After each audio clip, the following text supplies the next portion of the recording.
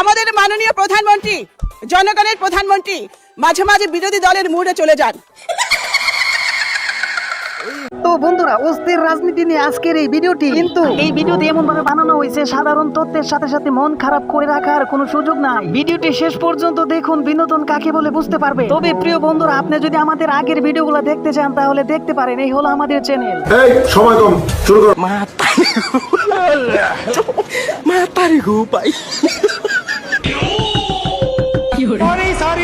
Sorry বললেই সব সমস্যার সমাধান হয়ে যাবে। তারা 16 বছর আওয়ামী লীগের সাথে ছিল, আওয়ামী লীগের সমস্ত নির্বাচনকে বৈধতা দেওয়ার জন্য হাত পাকা দিয়ে বাতাস করেছে।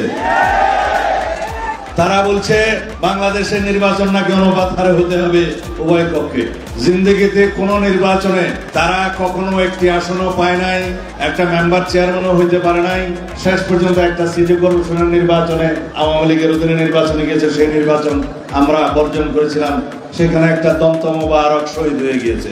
আমরা সবাই আমাদের সকলের দাঁত হেফাজত করুক, আমিন। এইদিকে চরমুনার হুজুর যখন বোঝা যায় রাজনীতিতে লাল বাতি জ্বলে গেছে, তখন সবুজ বাতি জ্বালানোর জন্য দেখেন কি টেট নিয়ে খুঁজা নিছে। রাজনীতিতে লাল বাতি হইলে কি হইছে, ওয়াজ দিয়া সবুজ বাতি করেই ছাড়বে। আমার নাতির বয়স মাত্র 2 বছর পার হইতে আছে, ওর মা একটা জামা বানায় দিছে, জাযাকাল্লাহ। ওরে তো মরিয়া গেছে।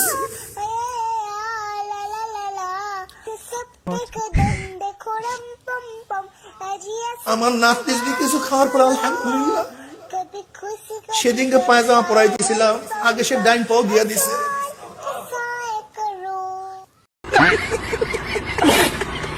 এই পাবির দলে কেউ হাসবি না, উনি একটা দুঃখের ওয়াজ শুনাইতেছে। এই ওয়াজ শুইলা যদি কেউ হাসু,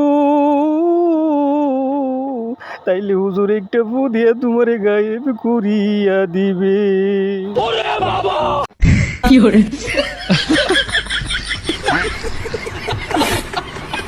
এইদিকে বিখ্যাত চান নেতা লাইভে আসছিল, তখনই দেখেন লাইভের ভিতরে কি কাণ্ড হইটা গেছে। সেই দিক থেকে আমি আমার দলীয় তোমরা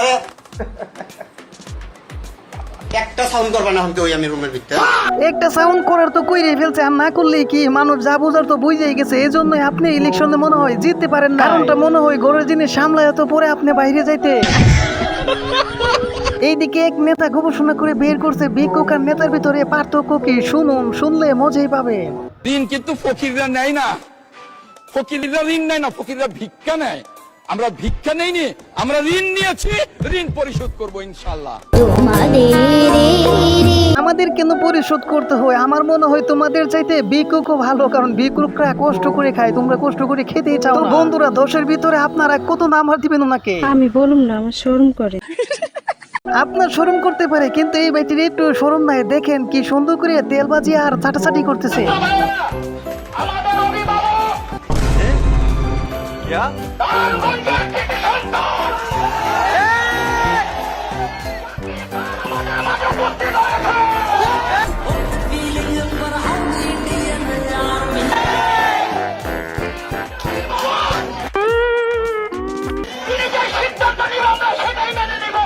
তেমন কিছু না, ওনাদের মতো চামচারা আছে বলেই নেতারা টিকে আছে। মানুষের মুখে শুনতেছি হাসোপা নাকি ফিরে আসবে, তবে হাসোপা ফিরে আসার আগে হাসোপার পুরনো একটা বয়ান শুনে আসি, চলে চলো। নির্বাচন যে অবাধ, সুষ্ঠু, নিরপেক্ষ হতে পারে সেই দৃষ্টান্তটাও আমরা সৃষ্টি করতে পেরেছি। কাজী আমি এটুকু বলবো যে আজকে আপনাদের এই আগমন আমাদের দেশের জন্য, গণতন্ত্রের জন্য এবং মানুষের অধিকারটা, সেই অধিকারটা আরো সুরক্ষিত হয়েছে, সুরক্ষিত হবে। এমন ভাবেই অধিকার রক্ষা করছেন, রক্ষা করতে করতে দেখেন পুলিশও আপনার বিরুদ্ধে স্লোগান শুরু করেছে।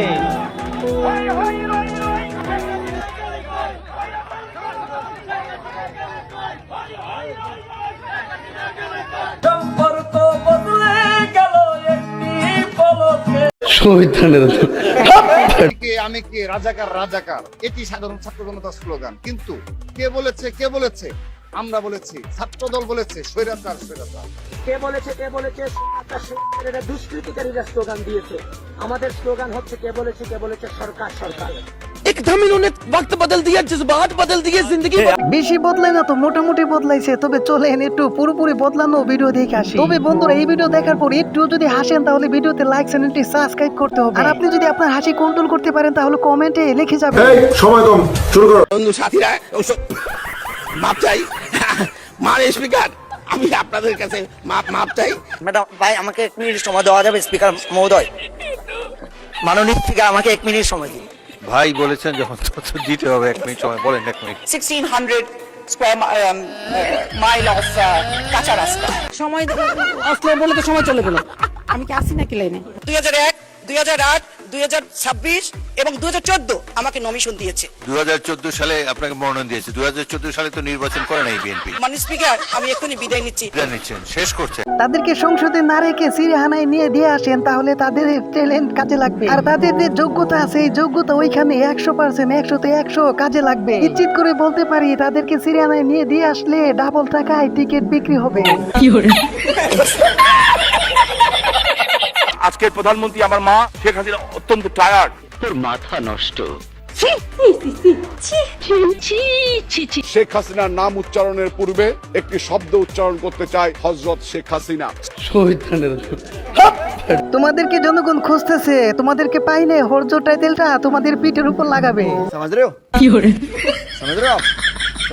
আউলিয়ার নাম নিয়ে আমি আমার বক্তব্য শুরু করতে চাই।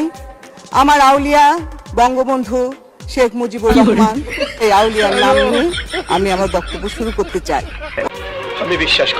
বিশ্বাস করলে করে না করলে নাই, তবে আউলিয়াকে রেখে সবাই পালিয়ে চলে গেল কেন এটাই তো বুঝলাম না।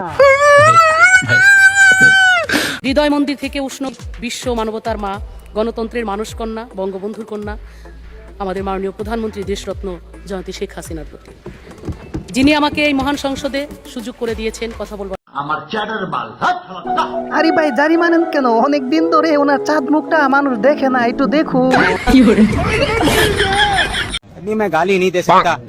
গালি দেওয়ার দরকার নাই, কারণ ওনার কাছে তেল মারা ছাড়া আর কোনো প্রতিভা নাই, এই জন্য ওনার প্রতিভা উনি কাজে লাগাইছে। আফসোসের বিষয় হলো এখন নতুন করে যারা তেল মারতেছে তাদের ভবিষ্যতের অবস্থা কি হবে। আওয়ামী লীগকে দেখো ধাক্কা দিল, আওয়ামী লীগ পড়ে গেল, এত সহজ নয়। হাসপাতাল যেভাবে পড়ে যাবে নিজেও কল্পনা করতে পারে না। মুরব্বী একটু ভাব নিতে চাইছিল, কিন্তু ভাব নিতে যায় তার সাথে যে কাণ্ড ঘটে গেল। বোনেরা এসছে এমপি হইয়া, আপনি অভিনন্দন জানাচ্ছেন, আমি অভিনন্দন জানাতে চাই। সবাই মেধাবী, দুইজনের বক্তৃতা শুনছি, আগামী দিনে কিছু করতে পারবে, ভবিষ্যৎ আছে, লেখাপড়া জানা। কিন্তু বুঝলাম না তো কারা আপনারা ভিতরে তো আপনারা এদিকে দেখতে পারেন। জামাত এনসিপির নেত্রীদের কাছে যা দেখতে চাইছিলাম তা তুমি দেখাইলা, তোমাকে ধন্যবাদ। আরে প্রতিবেশীরাই তো প্রতিবেশীদের কাজে লাগে।